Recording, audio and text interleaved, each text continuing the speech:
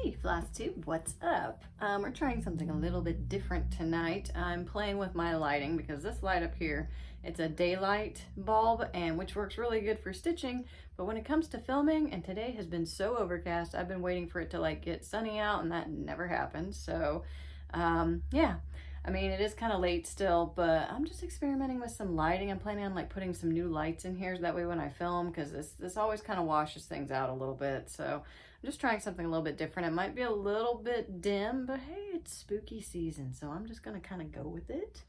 So I got a few things to talk to you about. I haven't posted in a little while, and I know the last video that I had, I'd actually filmed it before I left on my vacation, but then I posted it after I came back. So like the time frame from my last video to this video is really long, even though I kind of posted something, you know, so I just kind of wanted to chat with y'all and get y'all caught up. Been doing a lot of stuff. Obviously, after coming back from vacation, I had to do a lot of working, you know, to make up for my time off and stuff. But I've really been going hard on Taj Mahal mandala or mandala, however you prefer. And I've scrolled down, and right now my current goal is to get these two Tajes done, because once I finish them, I'll get to feel like I'm officially halfway done. I was working on this, you can kind of see a little bit of it right here. This corner here is what I was working on, and I didn't have this blue part done. Well, I got all the cross stitching done. There's still a few specialty stitches that I haven't done in there, but I got all the cross stitching done. And so now I'm my issue with these mandalas is I a lot of times end up stuck because I can't decide what I want to work on next. There's so many things I do want to work on. Like for instance, I haven't done there's this woven Scotch stitch that goes around here. I haven't done that yet, and I'm not sure why. Like, part of me really was wanting to go on these Tajes here, you know? So first thing I did was I finished these pools here. There was one color missing from the edge, like the very, very edge. And the reason I haven't pulled it yet is because it's in the roof portion. So I'm trying, this is another thing that trips me up, is like, ooh, I could work on this part, but then I also need that thread to do this, and I don't really have a clear pathway because I'm a cross-country stitcher. So my brain, when I'm working, I kind of like to make my own pathway, and then I can use that to refer and, you know, double check my counting to make sure I don't make a mistake. And that's how I like to do cross-country. It's kind of my version of gridding. It's why I won't take the time to grid, because I feel like I can kind of make my own pathway. So like when I look at a chart, I look at a lot of things like, okay, if I finish this part, then that'll make it easier to count this part. Like that's kind of what I do. I hope that makes sense to you. But I left one color out here just because of that. And I don't know if you can tell, maybe a little bit in the dim light, but I put a couple straight stitches of pretty much a white blending filament, not blending filament, a braid, just to make it look kind of shimmery like water. And I haven't done that on these yet just because there's a color missing, you know, so. But getting this part done, and I'm doing these two in tandem. And it was very tempting. As you can see, I've done a little bit of it. What I've been doing is I stitched these sections. These are all the same color right here. It's an over dye, so it might look a little different. I stitched those sections, and I had a fairly decent bit of thread left, so I thought, well, I'll just do this little part because I haven't done the frame here, because I don't want to be working on these parts and then be scrolling up to do this one and then scroll back down to do these two. Like I just kind of want to do these two, and then I'll catch up on this one at the very end. It'll be like my final Taj type thing. I also really want to finish the beading in here. You can see there's a couple little holes where the beads belong. I just haven't done those yet. Part of that is because I'm afraid if I get started on the beading, I'm not going to want to stop. And I don't really like rolling up over my beads, even though I use like a fleece kind of protector to kind of cushion things a little bit. I still just don't really like that too much. So I was going to bead the center just to give myself a little beading fix. Also, I don't know if you can see, but that middle cube, I feel like it's too small. And I think that's because this is 28 count. And I think it probably would fit fine if it was on 32 count. But there's just like a little bit of too much, like you can see the fabric kind of around this middle square here. And there's also squares that go here, here, here, and here. So I've been playing with my treasures, and I'm going to switch things up a little bit which means I need to order some stuff from Fire Mountain Gems, which is like one of my favorite places to go shopping. So the bead that I was kind of playing with, and some of these I'm actually going to use, but I was looking at these, and I think these are called marguerites. Trying to find a good way to show these to you. So they're basically the little flowers, but I don't know if you can tell, like, where's the camera? But they're these little guys. So yeah, oops, and now it's on the floor. But anyways, I just thought that would be kind of cool, you know, because there's kind of a lot of kind of like floral type work in like Taj Mahal and Indian like embroidery and tapestries and things like that. So I think that would be kind of cool with that, and I think these have such a nice fire to them. I'll have to look for that later because I'm like, I don't want to lose a treasure. But I'm gonna order a bigger one of these for the middle. Like these fit fine, like it fits like perfect, but I want the one in the middle to be more, you know, like here I am. So I'm gonna order a bigger one of those. And I'll probably get some more because those are really fun. You know, I have these Vitrol ones, which are like a multicolored one. And then I have the clear one. So I'm going to order some more. And this is from my box of bling. This is the other box. Like, so these are the weird shapes. Like, they're not bicones. Most of my other boxes are bicones. I want to get a few more cubes as well. So, and then one other non-related stitching thing I did when I came back, but still it took me time, and I was actually wanting to stitch while I was working on it, but it was one of those things where I was like, you know, just freaking do it and get it done. So when I was in Myrtle Beach, me and my mom's favorite thing to do is like collect shells and stuff. I was actually looking for shark's teeth. That's like my favorite thing ever. And my mom and her parents, my grandparents, used to always find shark teeth like everywhere, you know, like my granddad found this big like meg tooth, you know, and my mom has it, and I've called dibs on it when she doesn't want it anymore. But, and I have most of the other teeth. My granny gave me those, so I have them all in like these little jars and stuff. So I was really like keen on finding shark's teeth, but my mom had told me, she's like, I really like, cause she goes there every year, and she's like, I really haven't seen any shark's teeth for the longest time. So, but we were looking for shells and stuff, and she said that the pickings are so slim. She's like, I've never seen so few shells. Usually I can just go and pick them up. And we had to like actually wade out into the water, and there is a technique to, you know, beach combing. So, but one strange thing about this particular trip, it's not strange, but different, you know, there were so many starfish, like everywhere. Like me and my son, when the first day we went there, we drove from Ohio to South Carolina. It took about 12 hours, a little bit more than that, you know, a few stops here and there. We got there and we left at like 6 a.m. So it was still light out when we got there, but sunset wasn't far away. So, you know, we said hi to the beach when we first got there and all that. And then me and my son were like, hey, you know, it's working towards a full moon. Let's go to the beach, you know, and just, you know. And my son, he said something, and it kind of struck me. He was like, this is my first time being at the ocean at night, you know, because every other time I've taken him to the beach and stuff, which I think technically he's been, which, yeah, he for sure has been on the beach at night. Because like when he was 3 years old and we went to Myrtle Beach, we went with my parents when they were little too. He just doesn't remember that, but the very first time he saw the ocean, it was pitch black. But anyways, back to the story. Me and him were on the beach, and we're waiting, and I had my flashlight from my phone, and we were like shining in the water, looking for fish, looking for anything interesting that's been washed up, you know, because there's not as many beach combers at night. You might find some good shells that come up at night because nobody's been there looking for them. And there were so many starfish. Like at one point we're standing there and we're like counting like 30 of them. Like, and they weren't washing up, you know, they were staying in the tide and stuff. So that was just strange. I'm going to have to definitely look into like, was it the temperature of the water? You know, was it some of the hurricanes going on like in other parts of the ocean? Like what kind of made that? Because my mom, when we went back and told her, like, there's a ton of starfish, and I couldn't get a good picture because it was at night and I was using my phone as a flashlight. When we told her, like, there are so many starfish out there, she was like, we see like maybe one or two usually, but never like a whole bunch. And then like the next few days when we're on the beach, we still were seeing tons of them. A lot of them weren't washing up. I'd find a few washed up, but they'd still be alive. You could turn them over and they have these little like tentacles that are kind of moving. And that's how they move on the ground. Like they kind of creepy crawl. They're so cool. I just think they're the coolest thing.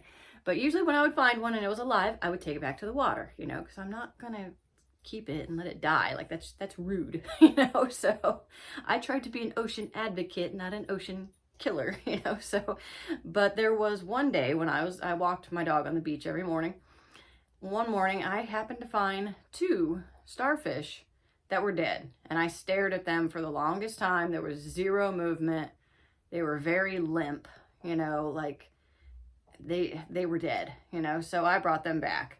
And it was funny that I picked 2 of them because my mom said something like, you know, if I find one washed up, I'd like to keep one, you know? So I thought, oh, cool. Well, one for you, one for me. So to kind of commemorate our trip, I made some little shadow boxes and trying to get it to where the glare is not on there. And there's a little starfish right here. Now this starfish, he actually, when I was bringing him back, he broke. So I had to glue this arm back on. And then these things, we call them shark's eyes, but most of these were broken, you know, but the way I clustered them together, you can't really tell. And then there's these little tulips and a couple scallops and yeah, and then this is a jar with sand in it. And then the background, I use this fabric I have that's got sea fans on it. And then I just put some little pieces of paper in there with the dates. So this is the one that I'm keeping. And then this is the one that I'm giving to my mom. And I really love the shark's eye that's in this one. Like, I think that shark's eye is so cool looking.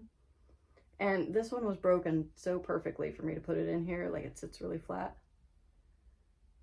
So yeah, kind of made that for me and my mom. Just a little memento from our trip. So that didn't take long, you know. Most things that involve glue guns don't. But yeah, it was, I had to scrub and clean a lot of the shells too. So but yeah, anyways, that was my non-stitching craftiness. Back to the stitching. Sorry if, you know, you were like, I'm here for the stitching, quit talking about other stuff. But hey, you know, it didn't take too long. So there's this project that I'm kitting up. I'm loving working on Taj Mahal. I am into it. I am enjoying myself. I'm going to stay on it for a while. But it is spooky season, you know, so I really want to work on some Halloween stuff. And I haven't decided yet if I'm going to rotate off it for a day or two. Maybe that's what I'll do. But here's a project that I've been kitting up.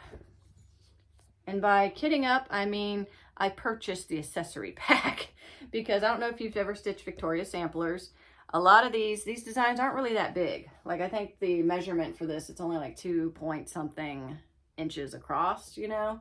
So they're not that big. They really don't use that much fibers. But I just think this is such a fun chart. Like, I love all the little trick-or-treaters and the haunted house at the top, which is over 1. And then the little spiderweb hardinger at the bottom. Isn't that fun? So I finally bit the bullet and ordered the little kit. Now, the funny thing is these little kits aren't cheap, you know, because the kit for this, I got it for like $45 and it was on sale. But the plus side to it is there's a lot of fibers, but you don't need much of any of them. So if I went and bought each, like a full skein of everything, I'd have so much left over. Like, there's this one color. It's like a purple. It's a purple silk. And I think I counted 12 stitches of it in here. So the packs, if you're trying to save money, yeah, they're kind of pricey, but they have everything that you need. And they come in these bundles, and then the bundles are like labeled. Bundle A has this, this, and this. Bundle B has this, this, and this. And of course, these are all like fall colors, and there's even like the metallics and stuff in there. And then the little thing of beads, and there's 2 charms in this one. There's a little skeleton dude, and then there's a little spider dude for the hardinger. And then the other beads are like purple and some oranges. Yes, I thought of converting them to delicas. Haven't decided yet. We'll get there eventually. Anyways, so fabric. The fabric used in this design is a natural. Now, you know, I kind of don't like going with recommended fibers. I like being a little adventurous. I usually reel myself in a little bit for, you know, like the Victoria samplers are so intricate that the fabric shows like not a whole lot, but what's over them is so kind of lacy and intricate that it kind of makes it muddy, you know, if there's too much going on in the background. So I try to, you know, rein myself in a little bit, but I had a few ideas for this fabric. I did, I'll admit, look at a natural, and the only natural piece that I have is an opalescent. But when I did the toss with all the threads, all these threads are so muted and earthy that it just kind of felt very 70s living room to me, and I wasn't with that vibe. So I had a couple other pieces of fabric in mind. One that I was kind of like, ooh, this might work, you know, and I do still think it would work. This is some witch elm and copper penny.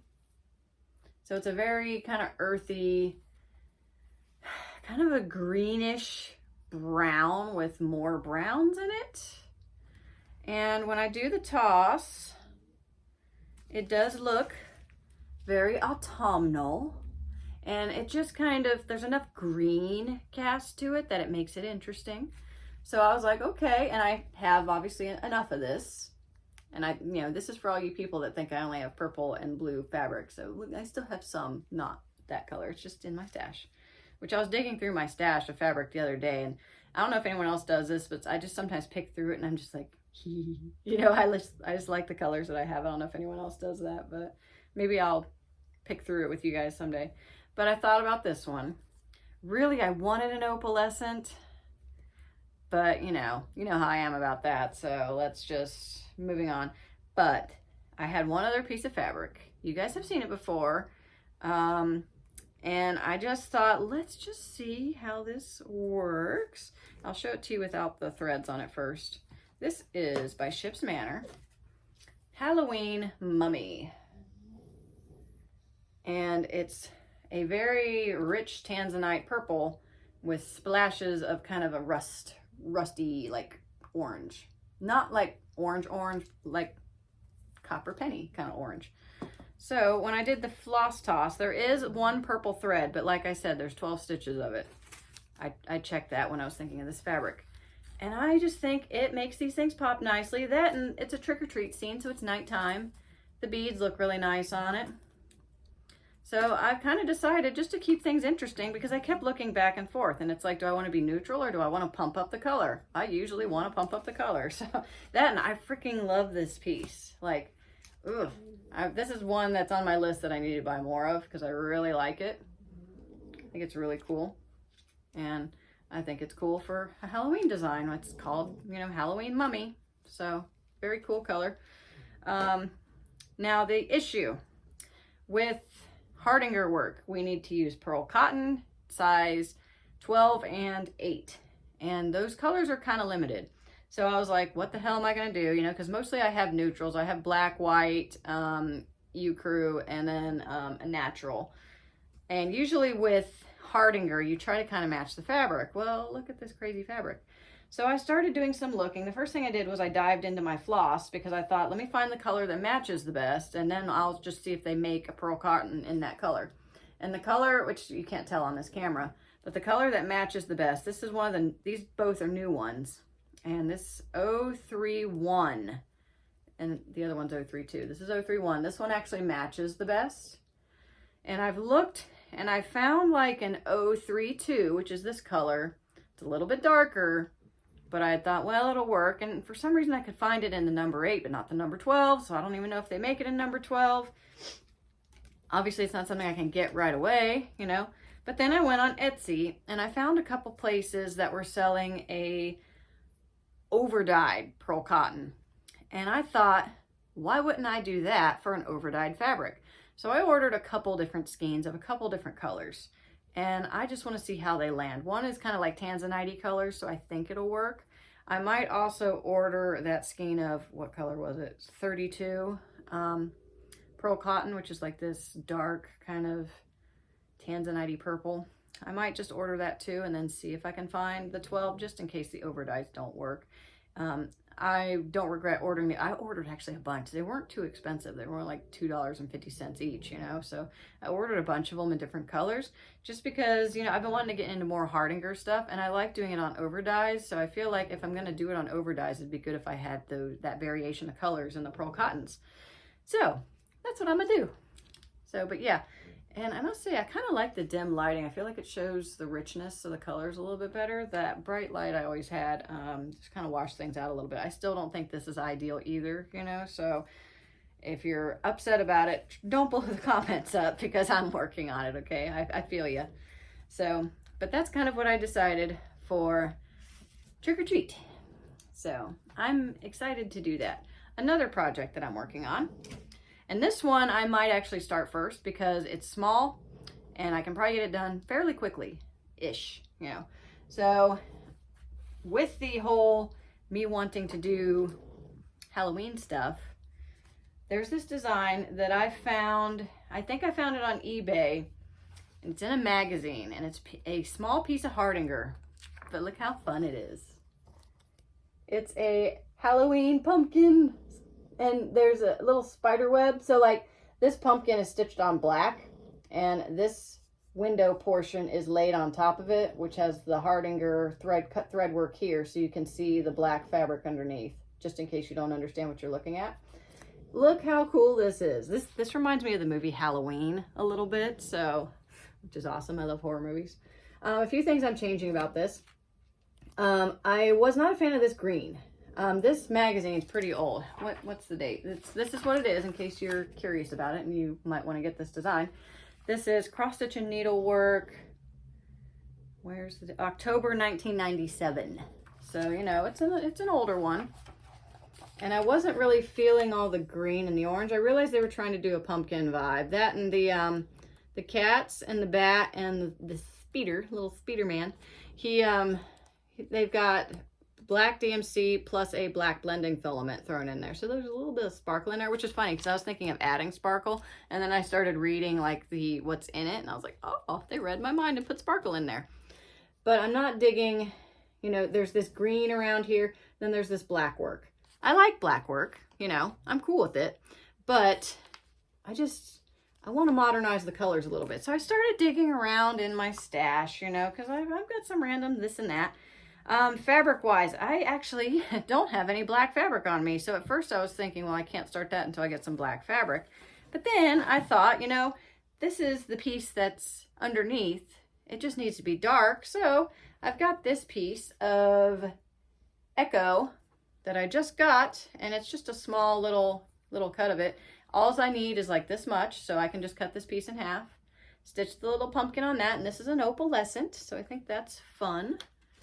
And then for the front, I got this little natural piece of opalescent. And this piece, this is all I have, that is actually big enough, so it's perfect. So that's the fabric. And then let me do it this way. So for the, now this is hardinger again, so that means pearl cotton. Now, since this is a window, one of the things I don't like about the green is who has green panes in their windows? Like, so I have pulled either, and I'll decide this probably on the fly. I've pulled my pearl cottons in white and natural. I'm thinking I'll use the natural for like the window part through here. And then I'll probably use the white for the spider web. The spider web is supposed to be a silver cord, but just looking at that and having worked with silver cord before, it's kind of a pain in the ass. So it's strange that I might actually change that from being a metallic to just being a white pearl cotton, but we'll see. Because I feel like the pearl cotton is easier to manipulate than cord, you know, because cord is kind of bends in weird ways sometimes. And then for the black work, and there's these little kind of like Rhodes stitches. I love Rhodes stitches. They're one of my favorite specialty stitches. I just love how they look like little pillows. I dug through and I found this thread, which is a pearl cotton, but it's in these fun kind of fall colors. And I can't remember where I got this. I think this was like, I think I ordered something off eBay. You know how sometimes people throw extra goodies in there? I think this thread was an extra goodie. And it feels like it might be a silk of some kind, you know, but it's just really cool. And I thought it's nice and Halloween-y. So I'm going to do I don't have much of this, obviously. This is all I got. So I'm going to do the Rhodes stitches in that. And then there's a few eyelets around here. Might do that in there. And then I was like, well, I like this color. Do I have anything that goes with it? And I had a Silken Colors silk that almost matches it perfectly. That, and look how Halloween-y this is. I think I'm gonna do the black work in this. So I just think that'll be super fun, you know, because I like the over-dyed effect, and I like over-dyeds with black work. And then for the, like the green, like around the wind, there's some orange around here. I decided to just go with an orange, and I just picked an orange that I liked with these colors. And it's not quite a neon orange. It might just look that way too because of the weird kind of acid green that's in there too. But so that's a project that I'm looking at starting. Also, these cats and the bat, they don't have any quarter stitches, so I will probably add those just to smooth those out a little bit. The bat might be okay. I might smooth his wings out, you know. I think the spider's fine though. I think he looks cool. But the kitty cats, and I might even do beads for their eyes so they have kind of a glow to them. So, but I just thought this design is super cool. I have seen this on eBay again, and I think I've seen this, just this pattern by itself. So maybe this pattern has been released in other formats, I'm not sure. The designer is, let's see here, Ode to Stitching, Halloween Window, Patricia Andrelli. But yeah, it's called Halloween Window. So yeah, if you want to look that up, it is, I saw it was one of the first things that came up when I searched for Halloween cross stitching on eBay or something like that. So, or you can search for the magazine, which again is this one, Cross Stitching Needlework, October 1997. So you can look for that magazine, and the design is in there. But yeah, I think that would be a lot of fun, and it's a small little design, so it can give me my little Halloween fix. There's a few other projects I could do, like maybe that, I've got that We Are the Weirdos Mr. Piece that I was working on, and that really, like, there's just a lot of letters in that, and I'm not the biggest person for stitching letters. Like, I find it a little boring. You know, it just takes me back to the days when you were a kid and you had to write the alphabet all over and over again, and that's why I don't stitch a lot of like samplers and stuff like that unless they've got speciality stitches. Then I'm all in because I like those. So, but yeah, I think that's all I had to talk about. I still have not started Queen Amphitrite. That's really high on the list, but again, I'm really feeling Taj Mahal, and I have to stitch something Halloween-y, you know. I'm also kind of feeling, this is out of character for me, but I'm kind of feeling that Christmas nostalgia too. So I'm thinking I might do a Christmas design this year. Maybe I'll start it in December or something like that. I'm not real good at being like, okay, for December, I'm going to work on blah, blah, blah. I have to kind of work on what I feel. That's just kind of the best way for me to stitch. And I have been working a lot lately too. So a lot of times I get home and, you know, I just have like an hour that I can put aside for stitching. And ideally I like to sit down for a couple hours. But lately I've been in such a mood to stitch on Taj Mahal. Like, I've been thinking about it while I'm working on my clients. Like, I can't wait to get home and get to stitching, you know. So when my stitchy bug is healthy, I ride that pony, you know, because there's so many days when I'm in here and I'm like, you really should work on this. And it's like, I don't wanna. One other thing I guess I should mention is I am kind of revamping my stitchy room. So, because there's, you guys can't see it. Maybe someday I'll do like a tour of the room or something. It's not the largest room, but it's very underutilized right now. Like this whole wall over here that you guys can't see, there's not really anything on it. And then I have a TV in this corner, which I do want to put a TV in here because I like watching like true crime things. There's certain movies, you know, that you like just playing that you've seen a million times and you just kind of like them playing in the background. My mom does that stuff too while she's quilting.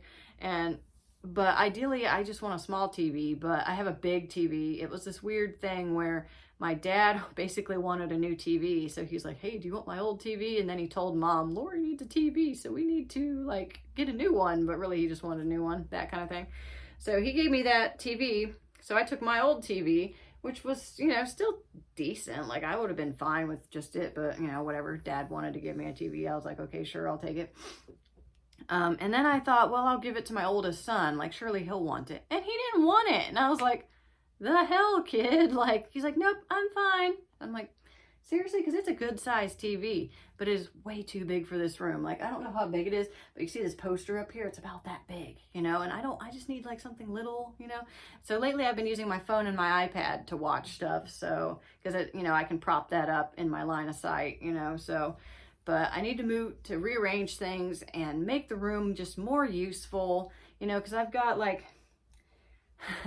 I've been wanting to learn how to knit, but I haven't wanted to take the time to learn it, but I've bought stuff for learning how to knit and knitting, and that's just kind of all wadded up over in the corner here in like a bag or something. So I need to like do some organizing and get things, you know, all situated and get the stitchy room ready. I want to change the lighting a little bit. Like I said, you know, I don't want just that light. That light's excellent for stitching, but not so great for filming, you know, so I wanted to do some other lighting options. But anyways, that's pretty much all the stuff I had to update you guys on. Wow, this video actually went pretty long. I'm impressed. Hopefully the quality's not shit, you know, with the dimmer lighting. But like I said, spooky season. So thank you guys for watching, and I will see you guys next time. Bye!